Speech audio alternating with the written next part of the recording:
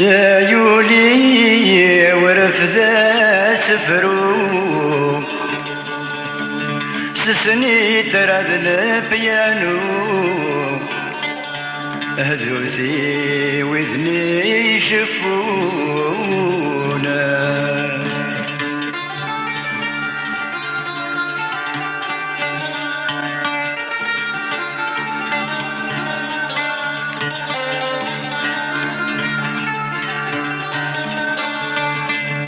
سيزيكنا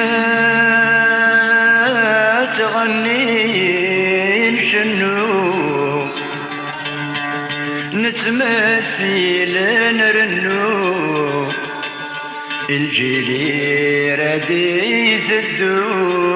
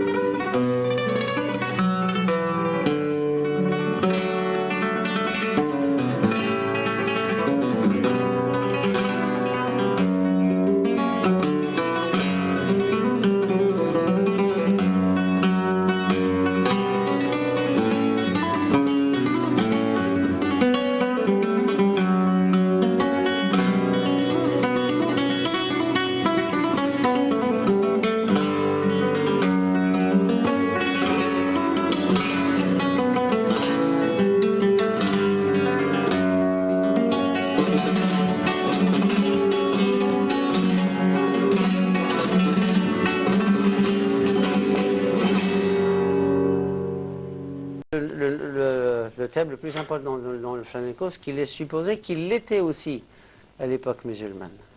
Il a donné ce qu'on appelle la soledad, soledad est au pluriel, soledad, nostalgie, tristesse, Sí, etc. la soledad.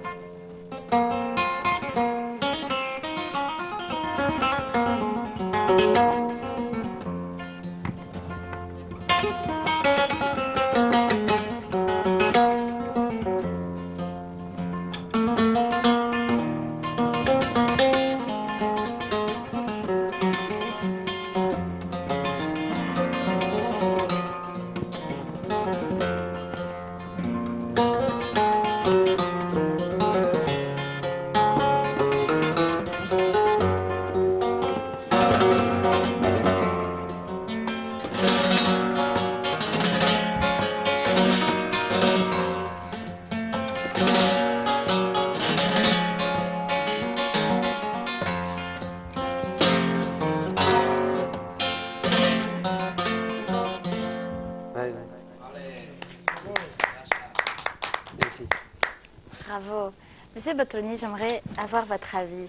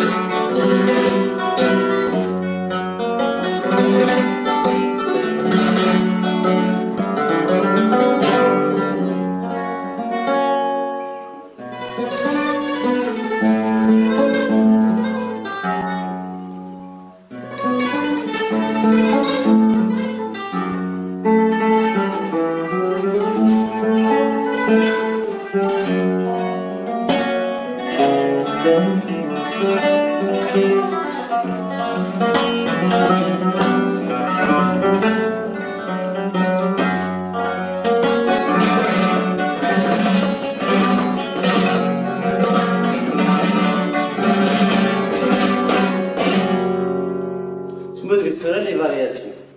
بلغني ثغوتي تقبلي ثلاثة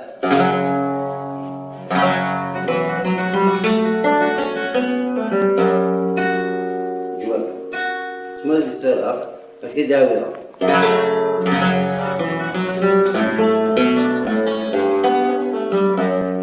flamenco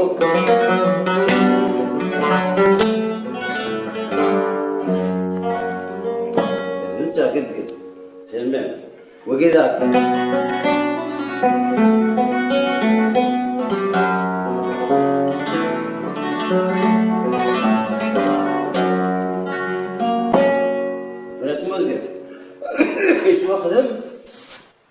il a une structure modulaire. C'est des variations que l'Youth il a la capacité de prendre n'importe quelle place. C'est un ensemble de variations. تاني كيعجبني زواليس كيف يتندوك شو خممت جماعة وما ديك الشغل وفعلا درنا تفكار les moitiés de variations qu'on appelle des médio-compas et des compas. C'est un compas entier, une phrase.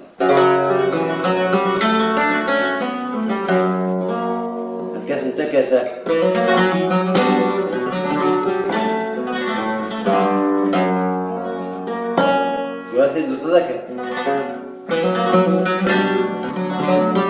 يسمى ميديو كومباس أسيد كملغاك ثريت كان دي ميديو كومباس طويل سميت فوقي ثلاث في مغرفين يتغني مغربي سيري تمي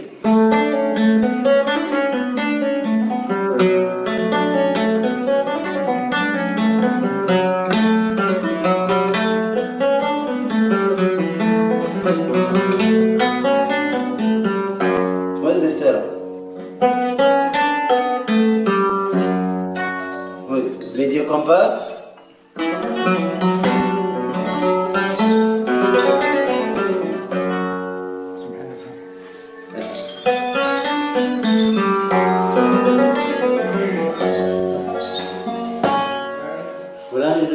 face.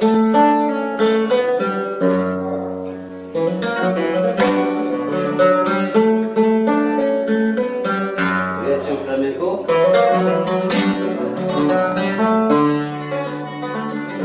Et là, tu vois, de là, les compasses les drums.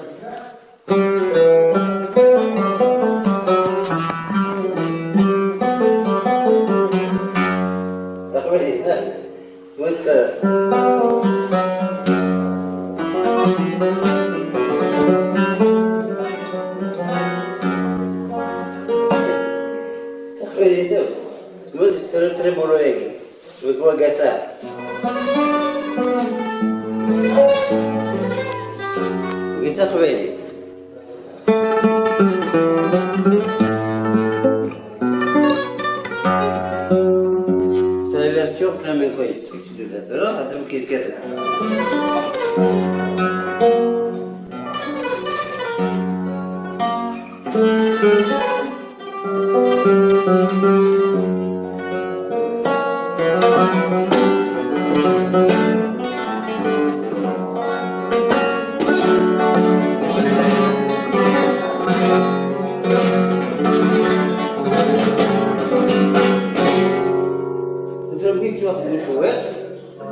Ça vérifie quand même, je me coupe beaucoup plus que les autres.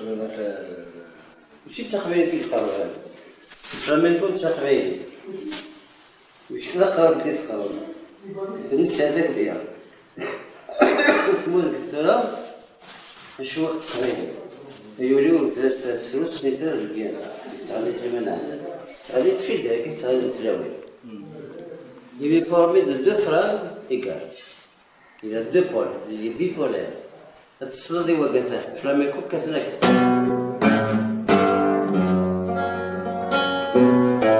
فهمني لا وقف مثل الوقت صوت قبيلي هذا هذا ميلودي واحد ثانيا